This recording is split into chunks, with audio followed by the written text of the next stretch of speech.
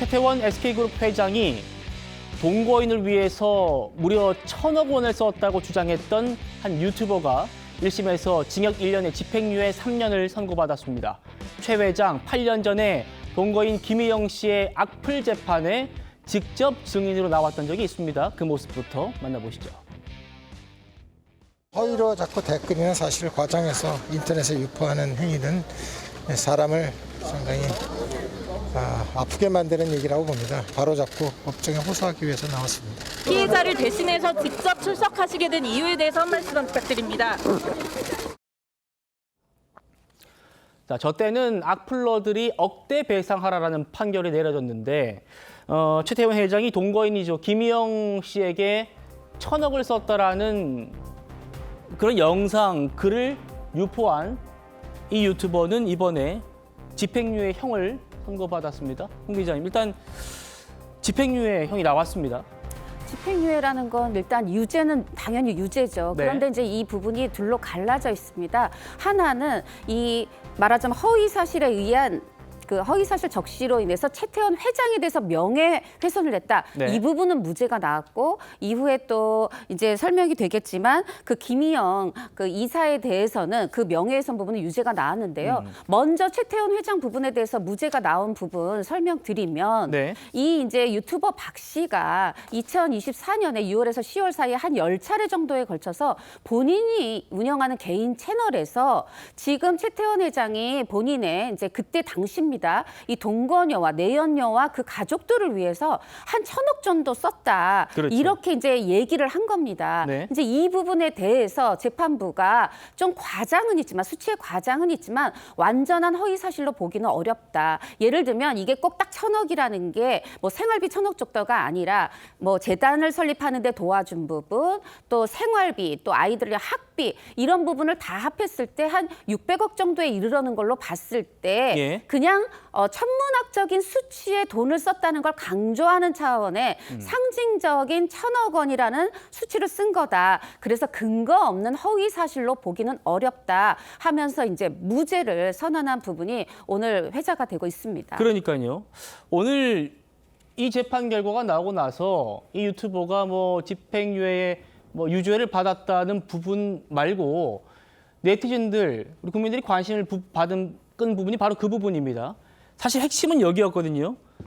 최태원 회장이 김희영 씨에게 뭐 1,000억을 주었다라는 부분이었는데 정혁진 변호사님, 1,000억 증여 이게 근거 없는 허위 사실로 보기 어렵다 이렇게 판시를 했어요. 다음이요. 그러면서 뭐라고 했냐면 최 회장이 김희영 씨에게 600억이 넘는 금액을 썼다라는 부분을 나옵니다. 600억이라는 부분 특정됐네요. 그러니까 1,000억 하면 어마어마한 돈이거든요. 1,000억은 하루에 1,000만 원씩 써도 원금이 없어지지가 않는 그러한 돈이 1,000억이거든요. 1,000억 그 뭐 이자 한 4% 하면은 40억이에요, 1년에. 그러면은 그 월급쟁이 중에 40억 연봉 받는 사람이 얼마나 있겠습니까? 예. 뭐 삼성전자 사장 정도 돼야 되지 않나? 저는 그런 생각이 드는데 그렇게 어마어마한 돈을 최태원 회장이 김희영 이사를 위해서 썼다.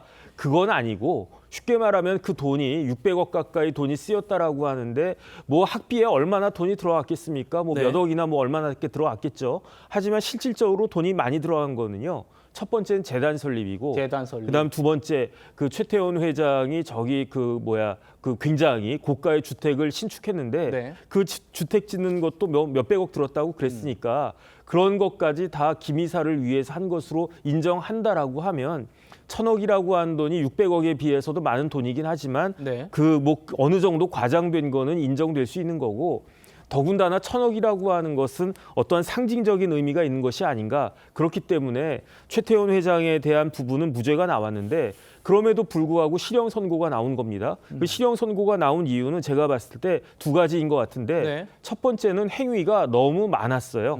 2024년 6월부터 10월까지 사이에 한 4, 5개월 동안에 무려 10차례가 넘는 횟수에 걸쳐가지고 유튜브나 블로그에 영상도 올리고 글도 올리고 그랬으니까 그렇군요. 이건 죄질이 안 좋다. 두 번째는 뭐냐면은 그 범행을 저지른 사람과 최태원 회장과 노소영 관장과의 관계인데 저 사람이 어떤 사람이냐면요. 노소영 관장의 지인입니다. 그다음에 노소영 관장의 팬클럽 회장이라고 하는 것을 스스로 자처하는 거고요. 그다음에 노소영 관장이 어떤 모임 같은 게 있거든요. 예. 그 모임에서 활동을 했기 때문에 이렇게 피해자와 그다음에 범죄 행위자의 관계 같은 것들을 봤을 때 이러한 경우에는 좀 중형이 선고가 된 게 맞다 해가지고 구속까지 되진 않았지만 실형이 선고가 된 거고 예. 제 개인적인 생각은 어차피 두 분이 이혼했으니까 그러니까 더 이상 이러한 일들은 뭐 더 발생할 일은 없지 않을까 그런 생각 듭니다. 알겠습니다. 그러니까 이 유튜버의 핵심 주장이 1,000억을 썼다 최 회장이 김희영 씨를 위해서 이거였는데 이 부분을 재판부는 뭐 그거는 참작된다. 600억 정도 쓴 게 인정되니까 이 정도는 뭐 큰 허위는 아니다라고 하면서도 실형을 선고한 이유가 궁금했거든요. 이게 기자님, 그런 또 유튜버와 노소영 관장이 관계가 있었군요. 그렇습니다. 지금 물론 본인은 법정에서 노소영 관장과의 이 친분을 부인하고 있습니다. 하지만 이제 여러 가지 부분들이 이제 알려져 있는데 이제 첫 번째는 이제 박 씨가 한 노소영 관장보다 7살 정도 많기는 하지만 여러 이제 좀 얽혀 있는 부분이 있어요. 첫 번째는 이제 노소영 관장에게 1조 3,808억 원을 판결했던 이 이혼심의 2심 그 판사의 형이 활동했다고 하는 미래 관련 학회 여기에 노소영 관장뿐 아니라 이제 박 씨도 함께 활동을 했다는 겁니다. 예. 이 박 씨도 따로 미래 관련 포럼의 또 대표기도 하고요.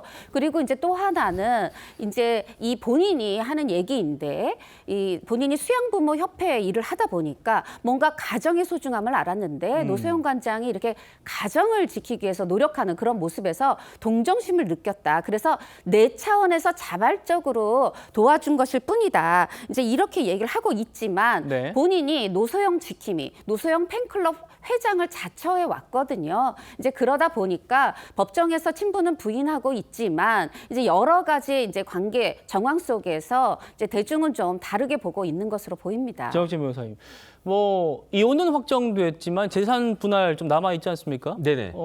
이번 재판이 혹시 재산 분할에는 뭐 영향이 있을까요? 제 생각에는 재산 분할에는 영향이 없을 것 같고요. 네. 왜냐하면 이거는 만약에 이혼이 안 됐다라고 하면 이런 부분들이 간접적으로 만약에 이런 부분과 관련해 가지고 노소영 관장이 어떤 뭐 관련이 있다거나 그러면은 이혼 자체 관련해서 영향이 있을 수는 있겠는데 네. 재산 분할이라고 하는 건 그야말로 수학적으로 산수같이 딱딱딱 계산해 가지고 떨어지는 거니까 이런 일 가지고 영향을 받을 것 같지는 않고요. 그다음에 제3자가 이렇게 더 이상은 이런 부분들에 있어서 관여하고 비방하고 이런 일들은 없어야 되지 않겠나 그런 생각도 듭니다. 알겠습니다.